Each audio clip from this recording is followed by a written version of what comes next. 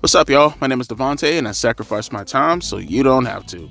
Hey, yo, those YouTube shorts, they really do come in handy as far as uploading videos that, like, for an example, you don't really have enough to get out of it as far as, like, what you can talk about information-wise. Like, for an example, last night, I put up the Paul Heyman video when, discussing the whole tweet that got him under fire because of the whole Israel-Palestine stuff, because of the guy who lit himself on fire. And I didn't want to be overtly political because nowadays, I have no problem admitting that I'm a conservative. It's in my description box, or I guess my bio. I guess it'll probably be the best way to say it, or my about page. I have no problem telling you guys that. I like to sometimes do certain videos like that just to kind of like curate the audience, because in the end of the day, I do want people who aren't like overtly progressive or, leftist outright to the point where they feel like they have to be, cringely offended about everything. So I do curate sometimes, and I would do political videos just to like kind of ixnay some of the progressives out of the audience, kind of piss them off a little bit to get them out of here. But I don't like to be overtly political, or at least I'm trying to downplay it more. So that's why I didn't put out an actual video. But, I figure I can at least touch on it. And the shorts really did come in handy to at least, put that across. So like the Maxine Dupree video earlier today. At first, I didn't put out an original video for it, or a long form video, because, well, there wasn't really much to get out of it. I just seen her getting pissed off, and I was like, okay, well, getting upset, I wouldn't say pissed off, emotionally upset. And I was like, okay, well, people are upset that she's being booed. Let me at least interact with that. But then Rhea Ripley and then all the other girls started getting involved, and it's like, okay, well, I could turn this into something rather than just make it just a short. And even then, that's probably like my shortest video of the year so far, by far. So it just tells you that it's not a lot you can get out of some information. I feel like, or some, not information, I want to say it like that, but some topics. And, I feel like the shorts do come in handy in order to put across that. So I will be using the short format a lot more often than I used to, because I think like overall, even combined with my Millennial Smart channel, I probably uploaded like a combined 50 shorts, and that's maybe pushing it. I'm not even sure about that. The only thing is, the reason I never wanted to use the shorts is because, like, I don't know, I just kind of fear having a video explode and get, like, in the hundreds of thousands, or, God forbid, in the millions. Because, like, in the end of the day, like, if you look at, and I need people to understand this, whenever you're a YouTuber, always remember, like, it's not about the sub count. The sub count, it doesn't matter. It's all about the views and the engagement. That's what matters in the end of the day, right? Because, I'm a channel with 2,300 subs, and I get the same engagement that most channels who are around 10,000 subs would only dream to get. And now, yeah, granted, you can argue that mostly comes from my old Millennial Smart channel, where I had damn near 6,000 subs, and right now I'd probably be closing in on 10,000 subs. But it's still, I'm just saying, regardless, even when I had 2,300 subs on my old Millennial Smart channel, I was still pulling in similar numbers. But my point being is, the last thing you want is for a video to blow up on your short, and like, for an example, you have like 33 subs, right? And then like, you have like, for an example, a video that did like 8 views, and then like you put out a short and it gets millions of fucking views, and then those people, because they feel like they want to show their appreciation for having such a great video, they want to subscribe to your channel, and then out of nowhere you went from like, say, 33 subs to 3,300 subs, but in reality you were just getting 8 views before the short was even uploaded. So now the videos that come out afterwards is most likely going to be that same type of views, or maybe even a little bit more, but now you have 3,300 subs, and now you're probably pulling in like 100 views for each video now, maybe even less. And it just makes your channel look like it's dead. It's like the equivalent of like, because this is just me. Like, I would much rather be in a car and like, or in a bus, and have people just jump on the bus, as I'm slowly driving along, versus, someone sticking their arm out and just grabbing people as they're driving super duper fast, because they might not want to be picked up in the end of the day, and they're going to probably jump off. Because in the end of the day, this is like Tony Hawk. Like, how when you're playing Tony Hawk and you're like doing a combo, right? The combo in itself is the short, but you still have to land it, for the combo to actually matter. And I feel like every time people put out short videos, they don't really land the combo and they bail, and then they just lose all those subscribers. You know what I mean? And they may get some, points if they land it. No, that's not how Tony Hawk works. You're going to lose all your subscribers once you bail. I'm just saying, I'm going to make more use out of the sub count. I'm just very afraid to want to use it too often, because the last thing I need is for, people who don't really vibe with the channel to jump on and subscribe, and you get a bunch of subscribers, but it doesn't really equate to the viewership number that you get. That's the only bad thing about shorts that I actually hate. I'd much rather people subscribe through the content than subscribe through shorts, but we'll go throughout this path together and see how this works out. But with that being said, I rambled on long enough. Just a little bit of a tip for you guys if you ever want to start a YouTube channel, just throwing it out there, in particular wrestling. Let's get directly into the Dynamite stream. Let's go. Okay, so the opener just ended right now. Definitely some pros, definitely some cons, and I'm not talking about Tony Khan. And I would definitely say maybe those cons were rectified by maybe a pro if I think they're going to do, if I believe what they're going to do tonight is the thing that they're actually going to do. So check it out. You had him and Adam Page come to the ring. He's like limping on a crutch. His ankle's messed up. He gets in the ring and he cuts his heartfelt promo about not being able to compete this upcoming Sunday. I wish it was Saturday. I told damn Jaw to let me off on Saturday. My bad. Sunday at Revolution, that he's not going to be able to compete in a three-way with him, Joe, and Swerve, right? And as he's talking, he's interrupted by Swerve Strickland, who comes out. He kind of gives him his just due, tells him that he has a bunch of respect for him, tell him that even with all the wars and the blood hatred that's been going on with them for the past 6 months, he does have a healthy respect for Adam Page. Before he was interrupted by Samoa Joe, where Samoa Joe was essentially cutting a promo, again, because Joe is so good at this. He's cutting a promo and he's like laying down the law, saying that, he's putting them over, actually, saying that you guys aren't, what he said, I can't remember the word per se, but he's like, you guys are super hungry talents or something like that. Like pretty much alluding to the fact that they're young, hungry talents, but instead saying that they're veterans. They're guys who are just hungry in general. They're established, accomplished talents.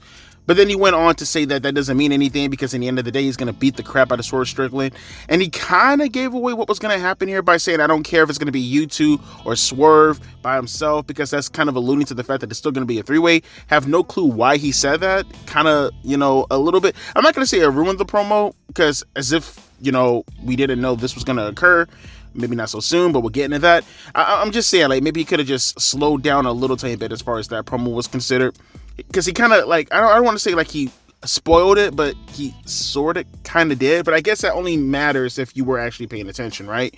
But, after the promo, you had Swerve Strickland, because Joe was leaving, and you had Swerve Strickland stop him, and he was essentially going down his list of credentials of what he's done in order to get himself in this position.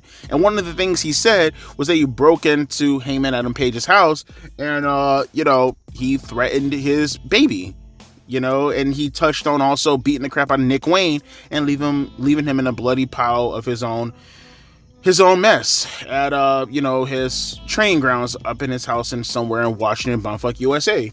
But while he's in the midst of saying that, Hangman Adam Page remarkably gets better and he attacks Swerve Strickland. Not to mention, it did hurt it a little bit, because we did have in the back of our minds already that Hangman isn't really injured. That's probably the main thing. He was never injured, and we all knew that he was never injured. So that kind of hurt a little tiny bit. But at the same time, also, again, it didn't help matter that Samoa Joe was kind of, spoiling it a little tiny bit. And then you had Swerve Strickland and himself, essentially kind of foreshadowing a little bit. Again, it's kind of like the commentators who kind of give away a spoiler or give away the match, even though they're not directly giving it away. It's just their mannerisms are so traditional that the traditional manner of how they're doing it is giving away the result, if you know what I'm saying. With Swerve Strickland just touching on Hangman Adam Page like that, even though he has a broken ankle, I kind of felt that was foreshadowing, or I guess spoiling what was going to occur also. And then the camera cutting to Hangman, and then even with them showing the injury, quote unquote, with Hangman, they actually showed the part where he's waving off the camera, which just seems like was a dead giveaway that it was all fake. We all knew it was fake, but it was these things like that professional wrestling, they don't realize that you're doing way too much to try to prove a point, when in reality, you're kind of giving away what you're trying to preserve, at least in my opinion. regardless, so like I said, Heyman, he attacked Swerve with the crutch, knocked him out with it, and essentially he was saying that he's going to take on Samoa Joe and he's going to take on Swerve regardless this upcoming Saturday. Now, again, the con behind this is the fact that, well, I mean, there's multiple cons, actually. The fact that they, again, kept spoiling over and over and over and over again the fact that Hangman was not really injured, even though we were told he wasn't injured already. I just don't like the fact that they're spoiling that right away. And then, two, this could have actually played throughout the night. You didn't have to just ruin this in just one segment. You know what I'm saying? Like, you could have actually played this up throughout the night. You know, you could have had Swerve Strickland talking to Heyman, Adam Page, and all this other kind of stuff, and then he could have turned around after shaking his hand and he's saying, Samoa Joe, later on tonight, considering that it's going to be me and you, we need to have a heart-to-heart in this ring. I'll see you later on tonight, or something along the lines of that. And then Heyman, Adam Page could have went backstage and, you know, he could have cut a promo with Renee Pattycake and saying that he's going to leave. He respects Swerve. He respects the match, all this other kind of stuff. And while he's talking to Samoa Joe, you know, if you wanted to do it this early, because you're going to serve the triple threat match, right? You could have had Heyman, Adam Page come back to the ring and attack Swerve or something along the lines of that. Again, there are 1,000,001 ways of how you could have played this out to prolong it throughout the night to give it a theme, but to just do it in the intro and then get it out the way, it kind of tells you that that's it for tonight for the World Championship, which is just a fucking disgrace in my opinion. Like, there are so many things you could have done to keep this dragging out, and I guarantee you this is all we're going to get in regards to the World Championship as far as promos are considered building up to Sunday. And I just think that's a weak-ass build. I know we're building up to Sting, but I just feel that that aspect of it is a complete bullshit weak-ass build. Now, I will say the intro in itself, it was a nice way to kick off a show, to break up the monotony. I just literally touched on this last week of having an opener, you know, kick off a show, because that just gets super duper boring after a while. So I'm happy about that. And like I said, the pro that might help out this con a little tiny bit, after this promo, you did have the Young Bucks come out, which, by the way, it has been confirmed. It's going to be the Young Bucks versus Sting and Darby Allin in the main event for Revolution. That will be the main event. It's not as if we didn't know that already, but it's been confirmed now. And you have them coming out of their SUVs and they have white bats in their hand, and they come into the building and they're stopped by Renee Pattycake to ask what they're going to do tonight. And essentially they're kind of using a bunch of euphemisms to essentially say they're going to beat the shit out of Darby Allin and Sting tonight. And apparently it looks like, because they're walking around with bats looking for Sting, I'm hoping that at the very least, considering that's going to be the main event, that's going to play out throughout the night as far as some type of theme going throughout the show. That would be very nice to play into the main event. But we'll just have to wait and see. If we're not going to get the World Championship, you know, the crown jewel of the company being the part that's supposed to actually carry the company, then at the very least, we at least have something that's going to carry the company throughout the show. And apparently it's going to be the Tag Team Championship belts. And it is Sting's retirement, and it's his last match. And if it was with anybody else, I have a problem with this, but it's Sting, so I guess I'm okay with it. As long as they actually build throughout the night and they conclude tonight with the main event that's going to be on Sunday, as far as a promo or an attack or something along the lines of that to close out the show, I'm perfectly fine with that. But with that being said, I see the Blackpool Combat Club, I see Eddie Kingston, and I see FTR about to have a 6-man tag match, so let's get to that. I'm just happy that they finally just broke up like this goddamn cliche stagnant wrestle in the intro. I just thought the intro and the stuff was kind of lame. Not lame in the sense of like, you know, the actual words or what they were saying, but lame in the sense of they weren't realizing how much they were spoiling their own segment. Just my opinion though. Let's continue on with the show. Man, you know, if you would have asked me this about 20 years ago, about 20 years ago, I want to say probably like 2005-ish, 2006. This is when I was really hardcore into like the whole library and wrestling historian bullshit that I was going through a phase on. But I still remember all the stuff that I was talking about, or at least viewing back in the days. Like, so like Jericho, he's going to take on Atlantis Jr. tonight, and goddamn, the mark in me is coming out a little tiny bit as far as like, you know, Jericho's Corazon de Leon days, where, because like back in the days, I used to watch tapes of Jericho and CM. This is before YouTube, so this is probably like in 03, because it wasn't even tapes. I think I was watching this on LimeWire, and I remember seeing Jericho's matches with Ultimo Dragon and CMLL. This is probably like in He didn't go to ECW yet, so this is probably like in 95. Maybe like the summer, fall time of 95. Jericho was having a bunch of matches with, you know, guys like Atlantis Sr., guys like Ultimo Dragon, La Furia. I remember those matches and those 6-man tag matches that he was having. I'm trying to think of other matches Jericho was having. I just remember the Ultimo Dragon matches he was having in CMLL. Those things were fucking, those matches are on fucking fire. But there were some other matches. If you guys ever want to get the opportunity to really check out Jericho's catalog before he came to the United States and start, I mean, yeah, he came to Smoky Mountain like a year prior to all that. But like, you know, there are some great matches. You know, Bret Hart jokes around about El Dandy a lot. There was a match with who was it? I think Jericho was teaming up with Ultimo Dragon, and it was like El Dandy versus what was his name again? God damn, I haven't seen this match. I'm actually gonna probably scout this out because I really love that match. Help me out here. Negro Casas. I remember Negro Casas. I think that's his name. They had like a tag team match somewhere in like 94ish, 95ish. I think it was 95 though, or maybe 94. I can't remember. Probably even 93. But that was a great tag match. But yeah, go check out Jericho's CMLL stuff if you ever get the opportunity. That's when he was in his fucking prime shit. Again, getting a little bit market share because you hear me all the time, and I always blast the in-ring stuff. But like again, you hear me talk like this now. But there was a time. I only been like this for like the better part of a decade. But when I tell you, man, there was a time back in the 2000s and like early 2010s when I was really snobbish about the in-ring stuff. You think wrestling otaku is bad and people like that. And the AEW fans, oh, I have them completely fucking outclassed when it comes to how snobbish I was with the in-ring stuff. You seen the post I posted about 9 years ago at this point on my old Millennial Smart channel when I was going really in on all the people who were like, oh, Divas this, Divas that. And I was like, you know, the women can wrestle. You need to go check out, you know, Miami Toyota and all this. That was such a fucking mark. It's so fucking crazy. But hearing Jericho talk about Atlantis just now in that promo, it just made me think. I'm just like, man, you know, be pretty cool to actually see Jericho versus Atlantis Jr. Jericho's like 20 years younger, or maybe even 30 years younger.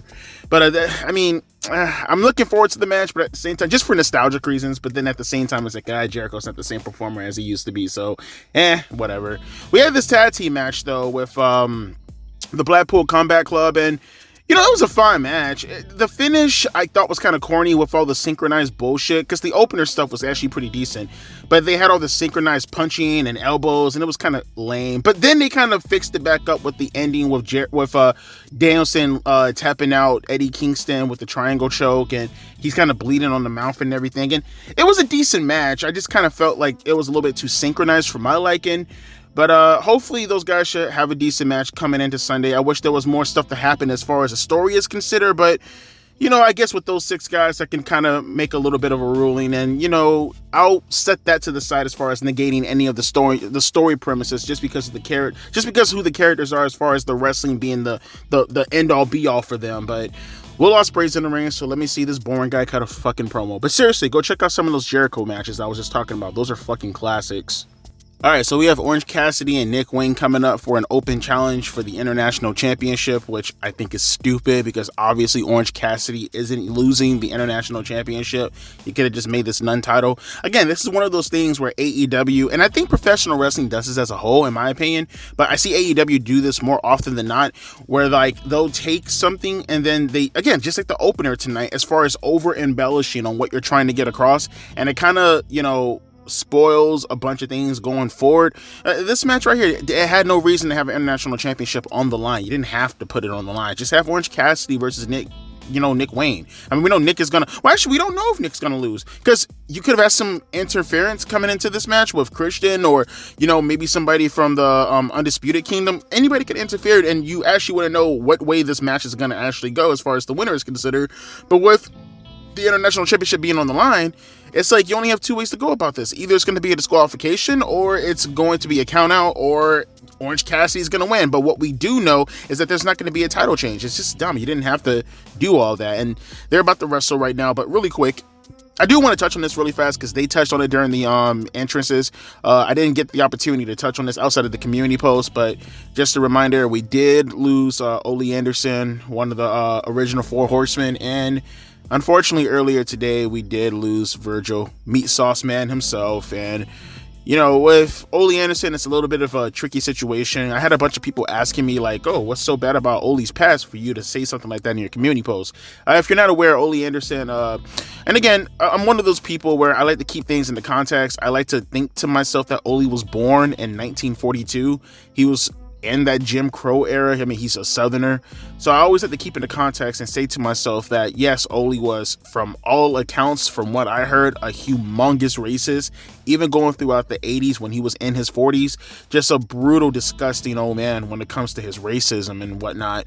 But I always like to tell myself, at the very least, because if I don't tell myself this, then I have to just call the man like brutally fucking evil, right? I wouldn't have anywhere else to describe him besides being brutally evil. I will just like to tell myself that, okay, he came from an era where he grew up in, where he was like in his mid-20s damn near when Jim Crow was finally eradicated. So I would just always tell myself that mentality-wise, you know, homie, he's stuck in his ways as being a racist. I can't even tell you how he actually carries himself, you know, post the 1990s, but yeah, that was a thing. And, you know, the territories that he used to hold back a bunch of black wrestlers. I know he did a horrible bunch of, and by the way, Ric Flair too, did a bunch of horrible shit to Teddy Long as a referee. Just saying, I think his past is a little bit more checkered, but, you know, with Mike Jones, that's his name, by the way, believe it or not, Virgil. You know, Virgil, he was a funny cat, you know, all the shit he used to do in shoot interviews, you know, I mean, I know there was one time that kind of bummed me out a little tiny bit, where, like, he had, like, a signing, you know, to, you know, get your stuff autographed by Virgil, and no one really came to his booth, which sucked, until you realized that he was trying to con people out of their money. It's a bunch of stories, you know, to be told about Virgil from a personal perspective or a personal standpoint that you guys should probably go check out if you want to go check out some of the shoots and stuff. You know, I do remember a shoot from Ole Anderson. What was it? One of the pedophiles from fucking, what was the guys? The Feinstein, Rob Feinstein, that fucking loser pedophile son of a bitch. I think he did like an interview with Ole Anderson where Ole was just like, he intimidated the fuck out of that man. Go check out that shoot if you guys ever get the opportunity. Dude was stammering over his words like a little bitch. Goddamn pedophile. But yeah, outside of all that though, you know, rest in peace to both guys. Like I said, if you don't want to say that to Ole, I completely understand. All I'm saying is just take things into context. And with Virgil, you know, Virgil was a cool dude, man, from what I've seen. I mean, he had a funny ass, you know, segment with AEW a couple of years ago with the Jericho group. I forgot the name of them. Fuck, slipping my mind right now. The Inner Circle, I think. Yeah, the Inner Circle. But yeah, good shit, man. We did have this promo segment with Konosuke Takeshita and oh fuck, I forgot his name already. Oh yeah, Will Ospreay. And, you know, you had Don Callis trying to be the Don King of all this, trying to get the guys to shake hands and understand that in the end of the day, no matter what happens, these guys are going to still be friends, which is not the case. Obviously, Will Ospreay is over as fuck as a babyface to this audience right here, and they're booing the shit out of Don Callis, so it's only a matter of time, maybe even this Sunday when they turn on him, because, again, the dude's an over babyface. I'll be willing, just kind of like the Blackpool Combat Club. There's gonna be a bunch of matches coming up Sunday where I'm gonna have to be willing to put aside the whole character aspect, because if I don't, then I'm not gonna enjoy the pay-per-view, and I'm gonna have to take it at face value as far as the matches are considered. Now, I'm gonna grade things the way I grade things. There's not gonna be a 5-star match simply because you got a bunch of false finishes and flips out the ring. I'm just gonna grade it how I usually grade it, and hopefully those guys can go out there and have a coherent, sensical match. Not going out there and bumping for the sake of bumping, flipping for the sake of flipping, and false finishes for the sake of false finishes. No, go out there, have a competent match. I have a bunch of faith in someone like a Bryan Danielson and what's his name again, Eddie Kingston. Even though I didn't like their international finals or whatever the fuck, Continental Classic finals, I didn't like that match all too much, but they did have a decent match prior to that, I think on one of the B shows, or maybe Collision maybe. So I do have confidence in that, and the tag team match I do have a lot of confidence in, because FTR, Jon Moxley and Cesaro, Claudio Castagnoli, I think they're gonna kill it. But I'm willing to put aside my personal perspective as far as how I feel matches should be produced going into this, because like I said, otherwise I'm going to be grading every match enough, because the build for this show is kind of shit in my opinion from a story perspective. But like I said, I'm willing to put that all to the side. And by the way, that Meat Madness match, I heard that it got canceled. Good, fucking good. Don't put Warlow in that bullshit. But with that being said, Orange Cassidy, Nick Wayne, they're wrestling right now, so let's get to that. Okay, so we have this match currently going on right now with Chris Statlander and Sky Blue, and I got more important things that I want to talk about real quick before we actually discuss this match, because it's still ongoing, and I don't give a shit about the match as far as the moves that they do.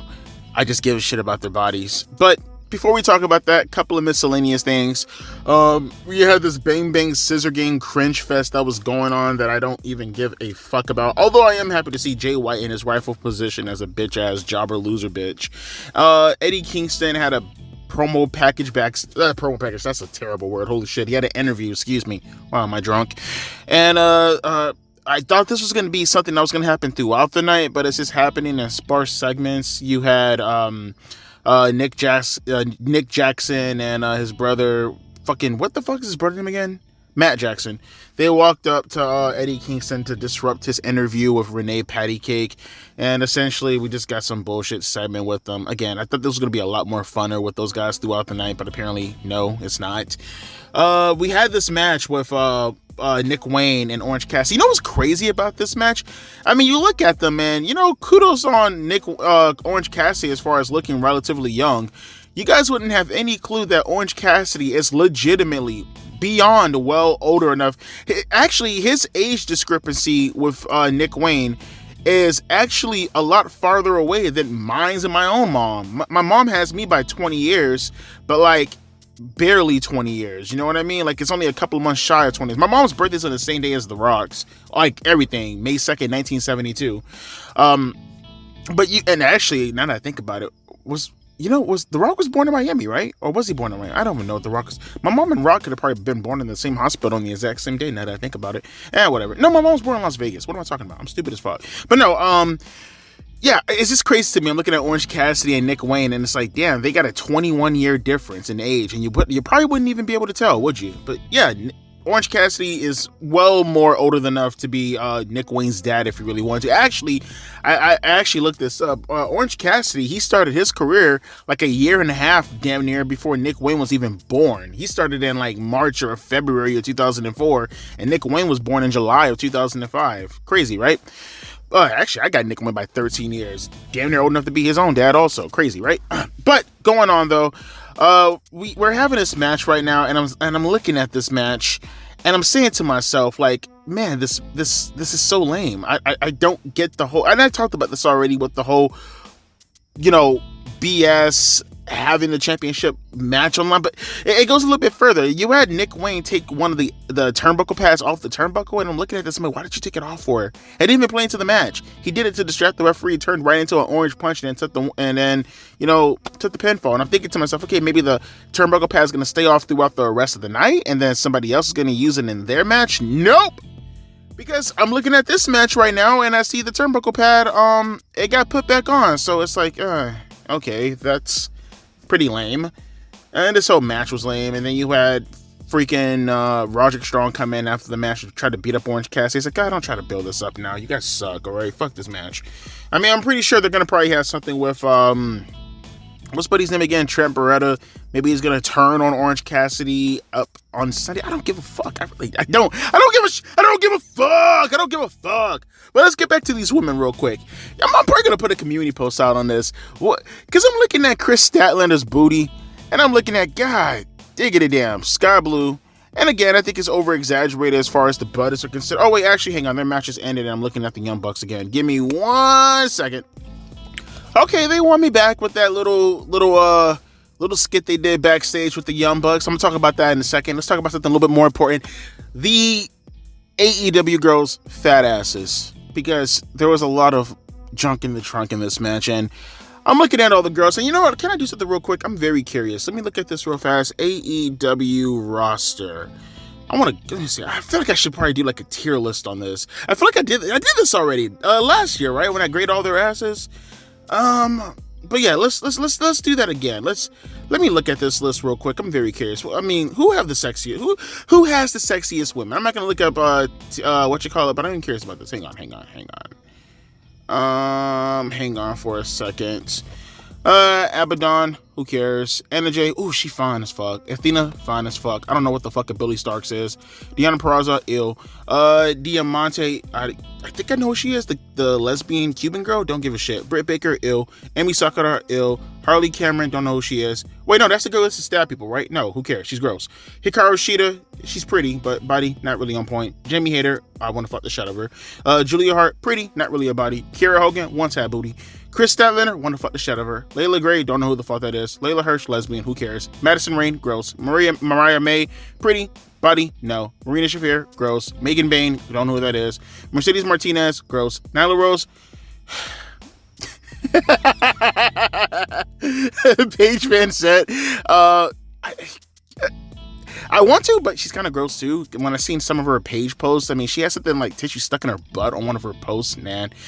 Queen, don't know who she is. Rebel, gross. Red Velvet, pretty, body, no. Riho, gross. Ruby Soho, gross. Soraya, just on principle, gross. Serena Deeb, love her a lot, gross. Sky Blue, wanna fuck the shit out of her, think her ass is overrated. Tia Mello, pretty, body, not really. Although she could be thicker now because of the pregnancy.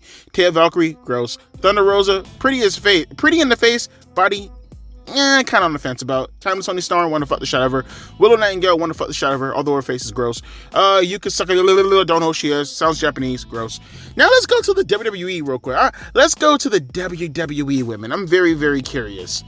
And we're gonna look up what you call it too, the NXT one. Let me see. I'm curious. I'm gonna put a poll out too, so you guys can actually vote on this as far as who has the sexier women. Let's go to the women's roster. Let's see. Alba Fire, gross. Asuka, kind of on the fence about. B-Fab, pretty, body, no. Bayley, body, on point. Face, not really. Bianca Belair, body on. Oh no, Bianca Belair's fine as fuck. Charlotte Flair, ill. Dakota Kai, pretty in the face, body, no. Elektra Lopez, body's fine. Isla Dawn, ill. Io Sky, she has her points. Io can get it. Kairi Sane, pretty in the face, body, no. Michin, on the fence about. Naomi can get it. Scarlett can absolutely get it. Shotzi, gross. Tamina, younger Tamina, yes. Tamina, no. Tiffany Stratton can get it. Zelina Vega, on the fence about. Then we go to the, let's see, Alexa Bliss. She can get it. Although I kind of feel she's overrated. Carmella, no, she's a transgender. Jade Cargill, she can get it. Let me see. Looking at the women roster from NXT. Don't know who Adrienne Rizal is. Don't know who Ariana Grace is. Don't know what the fuck. Ava. That's The Rock's daughter, right? Nah. But no, she's kind of gross. Blair Davenport. I've seen her before. Pretty face, not really a body. Brynlee Reese. Don't know who that is. Cora Jade. She can kind of get it. Yeah. Dana Paulo. Don't know who that is. Fallon Henley. I heard about her. I've seen her before. She can get it. Gigi Dolan, ill. No, just because she has her period and throwing in people's faces, that's gross automatically.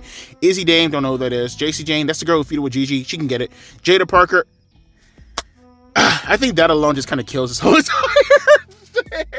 I don't have to go through all these women. I see Jada Parker and Nikita Lyons, and then automatically, like, this just kills the entire thing. All the other women, I don't know who the fuck they are. Roxanne Perez, no, I'm not a pedophile.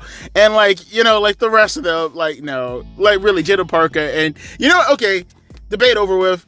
Jada Parker and Nikita Lyons kind of kills all this for me. So, yeah. Go vote in that poll, though. I'm finna put it up right now, man. Who has the sexier women? WWE or AEW? Let me know down in the comment section, inside the poll, in itself, or in this video, too. Let's continue on, though. Okay, that's a nice way to go off the show. I couldn't ask for a better conclusion to Sting's in-ring career in regards to his television appearances. That's one hell of a way to go out. Now, I will say, is it just me? And don't get it twisted. Scorpion Sting is so much more cooler than Surfer Sting. I know, blasphemy, right? No, it's not. You're an idiot if you think the other. I mean, unless you grew up on Sting, then I guess, you know, whatever. But I think, you know, guy coming out looking like Batman versus he's the man called Sting. It's a lot better than the latter. Call me crazy, right? But the way Sting went out, that was actually really cool. You know what? I'm pulling the carriage before the horse. Let me talk about Jericho's match first with Atlantis Jr. First off, I popped super. And did he come out to Electric Head before? I don't remember him coming out to Electric Head before. Electric Head is his old, that theme you heard him come out to, that was his old ECW theme when he first came back in like, 96, I want to say. I remember that was the theme he used when he went up against Taz in ECW. So yeah, it just popped me really, really hard when I heard it. I mean, I'll pop even harder when I hear old school Jericho's, Even Flow ripoff. But, that's fine too. Electric Head is fine too from Rob Zombie. That should get ding too. But he came out and, I'll always pop for, Thunder Tights, yellow Thunder Tight Jericho. I'm just a fanboy. What can I say? When I see Jericho dressed like that, I'm just a fanboy. And I pop super duper hard. As soon as he takes the arm and then he does like the hurrah chant and he goes, "Come on, baby!" I pop. That Jericho is why I'm even talking to you guys at the moment. I can't fucking help it. But what I can help is watching him wrestle. Because once you get past the nostalgia pop, and then like, you just remember that Jericho is 53 years old. And it's like, he's in better shape than most 53-year-olds. And he can do things. Because you always have to remember, when Flair came back in, 02, I think he was 53, right? So you always have to take into context that Jericho is doing things that I don't think an average 53-year-old could possibly do. And there is a part of me that takes that into context, but then you have to remind yourself, like Jericho, you can't keep trying to wrestle like you're a cruiserweight in 1996. Not to mention, you are like 200 pounds heavier. The amount of times that Jericho almost botched, and it had nothing to do with him not being in the correct position. It had nothing to do with Atlantis Jr. not doing his best to work with Jericho, because Jericho's so much damn heavier than what he was about 20 years ago. And it's like, dude, like, you can't be weighing the way you weigh and then believing you can still do the stuff that you can do. Even like the old Jericho spike, the top rope Hurricane Rana he used to do. I was hoping, like, but then again, I said to myself, that's so dangerous. That super Hurricane Rana that Jericho did, he used to call it the Jericho spike. But it's not the Jericho spike, because the Jericho spike is not a second rope, top rope Hurricane Rana, or I guess a Frankensteiner. It's putting him on the very, very top of the ropes and then doing a super Hurricane Rana. He did the Chris Benoit in a 2 out of 3 falls match at SummerSlam in 2000, if you want to go get a example out of it. He did it throughout WCW also, but I think that's the perfect example if you want to go scout out the move. It's really, really cool just because of the elevation that he would get, and the guy would just go flying halfway across the ring, and it's like, Jericho can't even do that anymore. And it's like, I love Jericho. I love Lionheart. I'm a diehard Corazon de Leon fan. I love Jericho, but it's like, damn, man, it's like, you're not the same wrestler as you used to be. And it's like, man, it just pains me. It's like, you get past the entrance and then you watch Jericho wrestle, and it's like, damn, bruh. You see him get older, and he's 53 years old, and then you have to remind yourself that, damn, I'm turning 32, and it's like, Jericho's no longer in his mid-20s, and I'm no longer that 8-year-old, 7-year-old kid who's popping behind everything that he was fucking doing. And just brace your heart a little tiny bit. But speaking of nostalgia also, the main event, or the main promo segment, this was good. I liked it. It was the best case scenario to let Sting go out on top. As far as, getting the nostalgia part from all the fans, you had the Young Bucks come out with bats. Darby Allin met them before they even got in the ring, and he started to fight them. Eventually, they got to a point where they started to overcome Darby Allin, hit him with the what do they call it? The being the elite, or I guess the EVP, I guess, right? Knee to the head. Oh, the EVP trigger, whatever they're fucking calling it. And then Ric Flair brings his old octogenarian ass out, and he gets his ass kicked trying to swerve the Young Bucks, I guess, right? Gets his ass kicked, because, of course, whenever it's Ric Flair and he's 70 years old, you always get hit the dirtiest player in the game with the dirtiest player in the game move, the low blow. They started to stump his ass out. And then Sting's music started to play, and they tried to meet him at the top of the entrance ramp, and I thought Sting was going to come out through the crowd. I had no clue that they were going to do the whole ceiling repelling shit. I mean, after what happened with Owen, I thought that shit was dead, but no pun intended. But apparently that's what they did. I mean, Sting came down from the rafters like it was 1997 and the NWO were in the ring, right? It was really fucking cool. Again, super dangerous. Again, I always cringe when I see stuff like that after what happened with Owen, but he did that, and he came down to the floor and he beat the crap out of the Young Bucks, and it was really cool. I can't think of a better scenario for Sting to go out on top as far as television is considered. And all we have left is his last match coming up at Revolution. And overall, the show was it was fine, I guess. The middle portion definitely dragged. That 6-man tag match, the finish was good. I am looking forward to some of the matches coming up on Revolution. I do wish that the opener would have been the theme throughout the night, and they could have touched bases on that towards the end of the show. I get closing it out with Sting because it's his last television appearance as an active wrestler, but it would have been nice to come back to the World Championship picture at least one more time before you actually come to this part right here of the show with Sting and everything. But of course, their World Championship, man, it has the label World Champion, and therefore that just completely overcomes everything as far as booking is considered. Am I right? But let me know your thoughts down in the comment section below. I at least had fun as far as reviewing the show. I at least had fun making the video in itself. I just wish the show could have been a little bit more stronger, close not going the Revolution, but that's just one person's opinion. Let me know your thoughts down in the comment section below. Don't forget the community post that I posted. Go vote on that, man. Stop being a bitch unless, you like men, and, then don't vote in the poll at all, As a matter of fact, stay away from my channel. No, I'm joking. I love all you guys, no matter what sex you actually pertain to or what sex you actually like. Just don't shake my hand. As always, my name is Devontae, and I'll be catching you fine folks later. Deuces, P. Eyes.